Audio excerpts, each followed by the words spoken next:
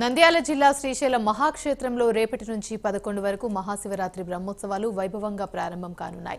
మహాశివరాత్రి బ్రహ్మోత్సవాలకు శ్రీశైలం ఆలయం సర్వాంగ సుందరంగా ముస్తాబైంది.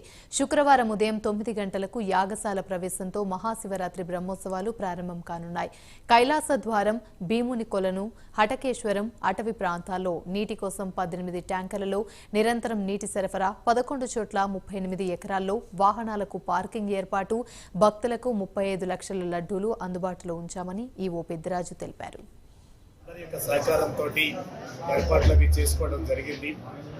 దీనిలో భాగంగా 8వ తారీఖున శివరాత్రి ఆ రోజు స్వామి అమ్మవారి యొక్క కళ్యాణోత్సవం జరుగుతుంది.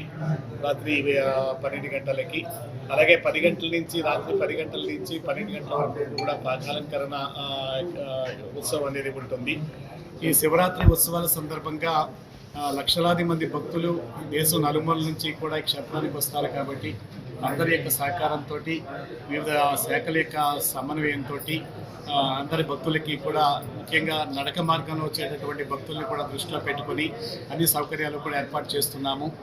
చలువ పందులు అవి ఏర్పాటు చేయడం జరుగుతోంది. అలాగే నడక మార్గంలో వచ్చేటటువంటి భక్తులకి మంచి సదుపాయము, అలాగే దాతలకి సహకారంతో అన్నప్రసాద వితరణ కూడా జరుగుతుంది. ముఖ్యంగా శివరాత్రి ఉత్సవాల్లో ఎక్కువ మంది భక్తులు అది మార్గ మధ్యంలో ఇది అడవి మార్గంలో నుంచి కూడా వస్తారు. కాబట్టి అలాగే ఎండలు కూడా ఎక్కువ పెరుగుతున్నాయి. కాబట్టి అందరికీ కూడా సౌకర్యవంతంగా ఉండే విధంగా ఇది చలువ పందులు ఏర్పాటు చేయడం, మంచినీటి సదుపాయం కల్పించడం, అలాగే ఉచిత అన్నప్రసాద వితరణ అనేది కూడా జరుగుతుంది.